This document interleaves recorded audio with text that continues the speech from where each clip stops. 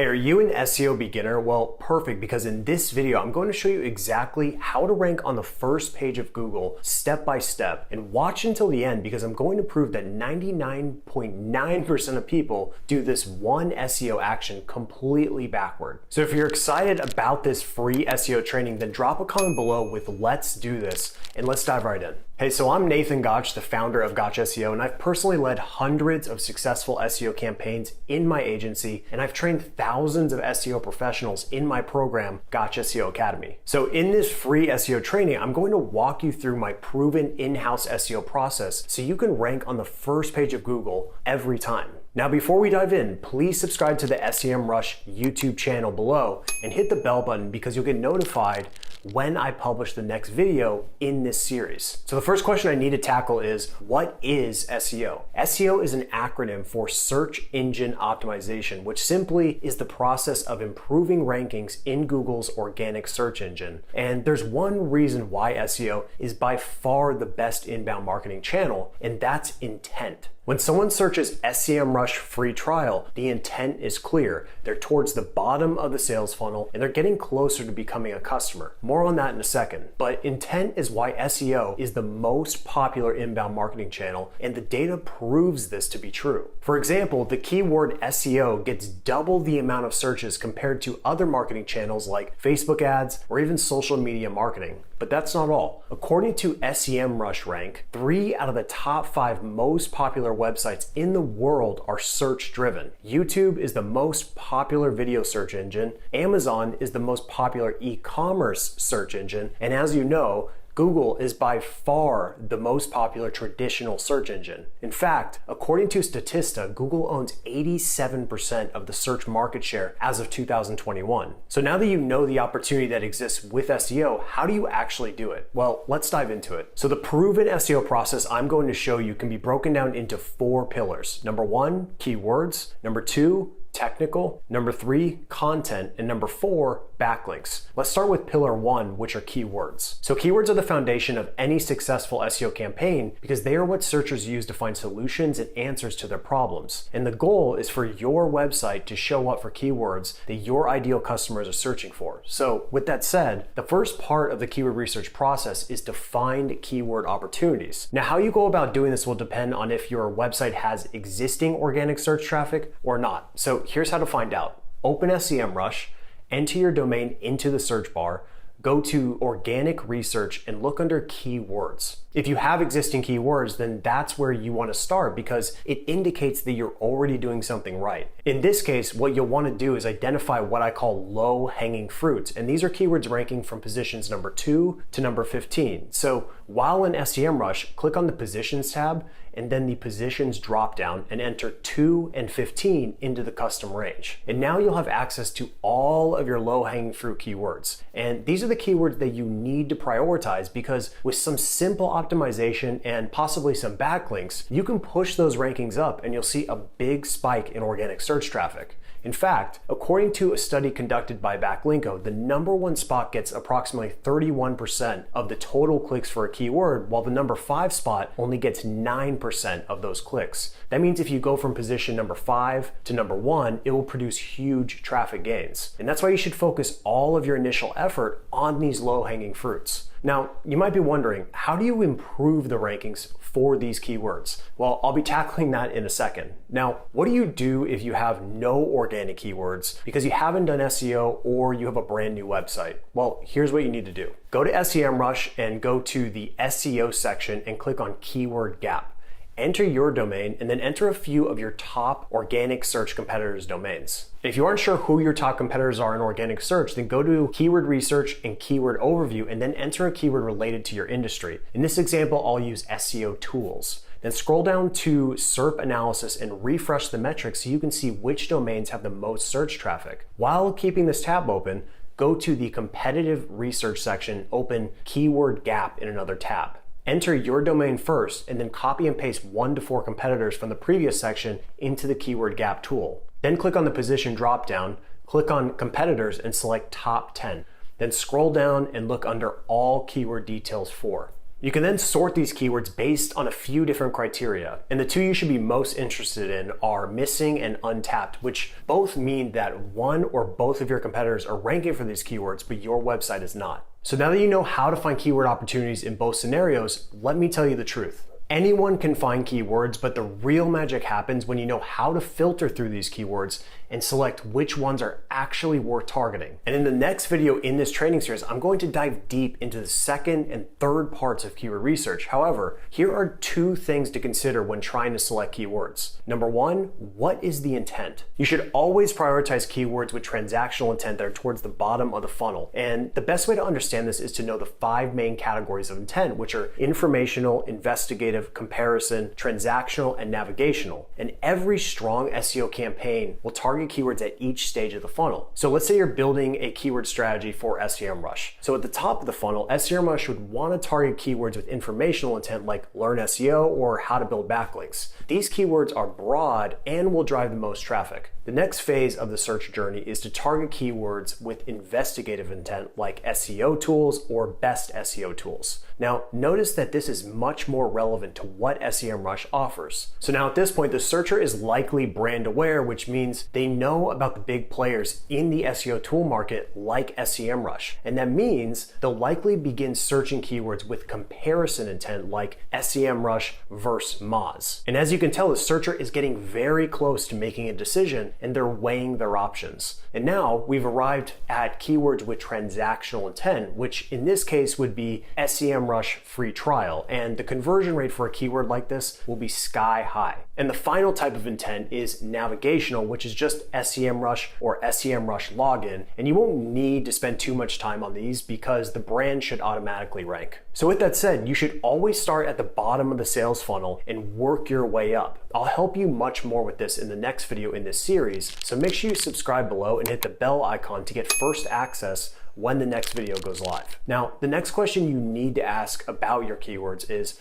number 2, can you actually compete for this keyword? Now, the good news is that you can use SEMrush's keyword difficulty tool to quickly filter through all of your keyword opportunities. So just enter your target domain or a competitor's domain into the search bar and go to organic research. Then click on positions and go to the KD filter. Start with very easy and work your way up. These are the keywords you want to attack first because they won't require as many resources to rank. So just to review, prioritize keywords with high transactional intent and low competition first. Now, there are many more steps that go into keyword qualification and prioritization, but I'll share those in great detail in the upcoming video. Now, let's move on to the second pillar, which is technical. So you may have found some awesome keywords, but your site won't rank without optimizing for technical performance. Think of technical as the foundation of a house. It alone likely won't help you achieve first page rankings, but it's a requirement to get there. And I'll be diving deep into SEO audits in a later video in the series. However, let's cover some quick wins right now. So first, go into SEMrush and look under On Page and Tech SEO and click on Site Audit. Click Add New Project and enter your domain and the project name. Now, before you change the site audit settings, open up Google in another tab. Enter site:yourdomain.com. In this example, I'll use semrush.com. They have roughly 55,000 pages indexed, so I'll select 100,000 from the limit of checked pages dropdown. You can keep all of the other settings the same and click Start Site Audit. Now, once the audit is complete, you might be a little overwhelmed because SEMrush provides an enormous amount of data and different opportunities. Now, in a perfect world, you could pursue fixing everything, and long-term, you probably should. However, you need to prioritize because some opportunities will have a far bigger impact on performance than others. And at a high level, you need to optimize 3 core categories to achieve optimal technical SEO performance. First, you need to make sure your website is crawlable and indexable. And there are many factors that impact crawlability and indexability, but some of the biggest include your website architecture, more on this in a second, your page experience, your robots.txt file, and tags like no index, which could prevent Google from crawling pages on your website. Now, while in the SEMrush audit section, click on Issues, look for the category dropdown, and then select crawlability. SEMrush will then show you all the possible issues that could negatively negatively affect crawlability. Then repeat this same exact process except change the category to indexability. Once again, you can see exactly what could hurt your indexation. Tackle these items ASAP, because if Google can't crawl your pages, then they won't be indexed, and if they're not indexed, it's impossible to rank. Second, you need to optimize for user experience, or UX for short. One of the most important UX factors is page loading speed. In fact, Google recently stated that Core Web Vitals is a ranking factor, so you need to do everything in your power to improve loading speed and page experience. So while in the Overview tab on the audit, you'll see the new Core Web Vitals score from SEMrush. Click View Details and you'll see the exact pages you need to improve. And the cool part about optimizing your site for Core Web Vitals is that most changes will have positive effects on a site-wide basis, meaning you won't need to go page by page optimizing for Core Web Vitals for most of your pages. And now the third technical pillar you need to optimize for is your site architecture, or in other words, internal linking. Now there are a few core tenets of internal linking. First, your pages shouldn't be more than 3 clicks deep into the architecture.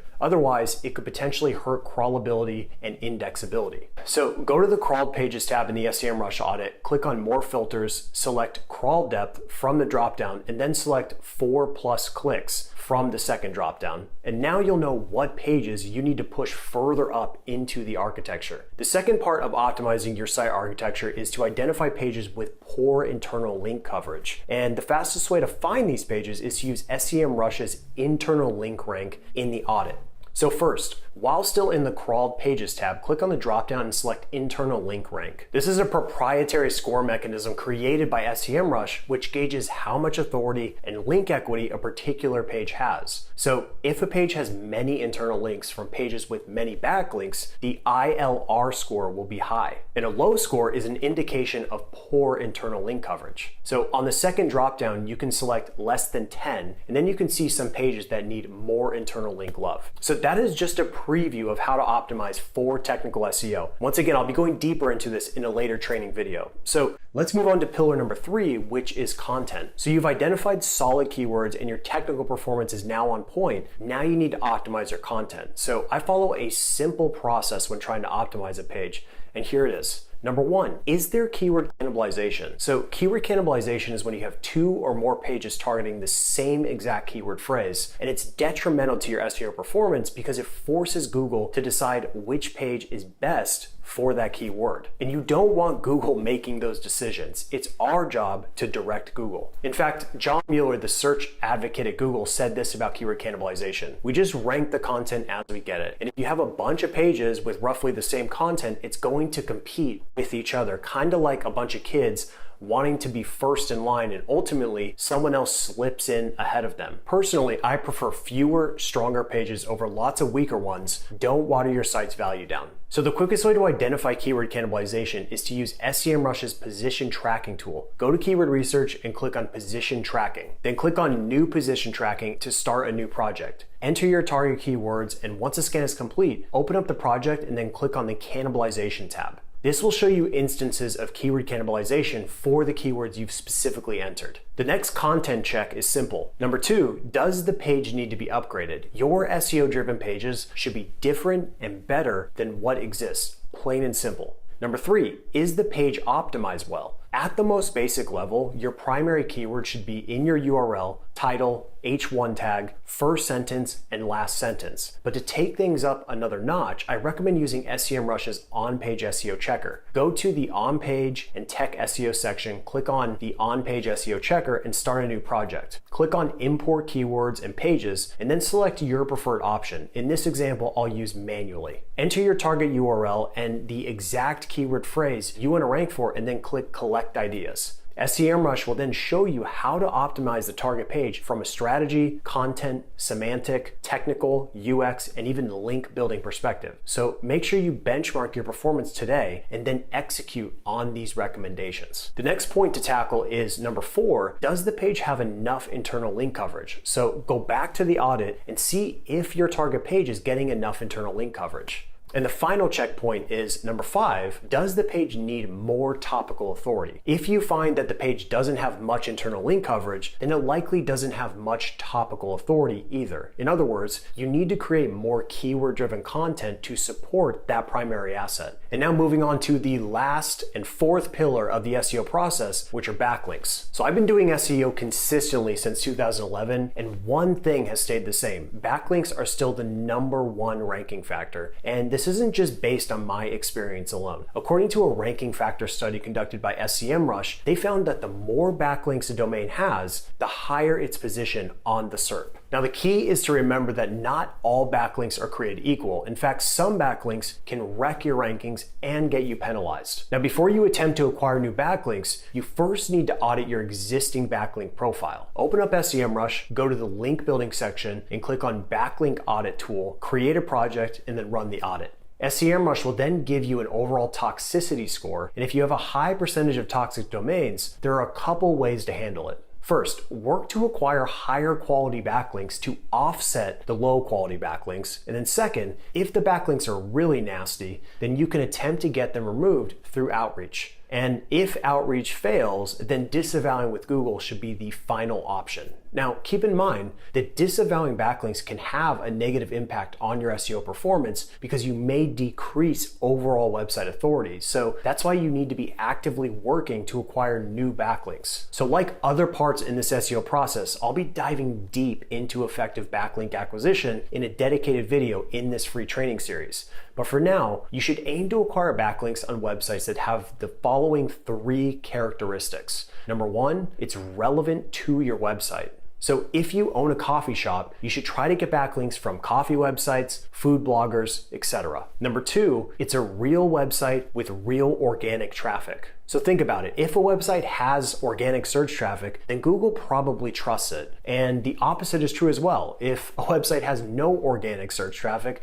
then you should probably be a little concerned. Number 3, it's authoritative and their backlinks are high quality. So aim to get backlinks on websites with strong, high quality backlink profiles. Now there are many more qualifying factors, but for now, those 3 will work. So the cool part is that you can run any backlink opportunity through SEMrush and quickly see at a glance if it has organic search traffic, if it has authority, and if the backlink profile is high quality. All right, so you made it all the way to the end and we covered a ton of ground. So at this point, you know the 4 pillars of proper SEO. In the next video, in this free SEO training series, I'm going to dive deep into keyword research. In fact, you'll learn advanced keyword research techniques that 99.9% of your competitors are not using. I guarantee that. So if you got any value from this video, please like it, subscribe, and hit the bell button because you'll get notified when we publish the next video in this series. Thank you so much for watching and drop your questions below this video. I'll see you in the next video.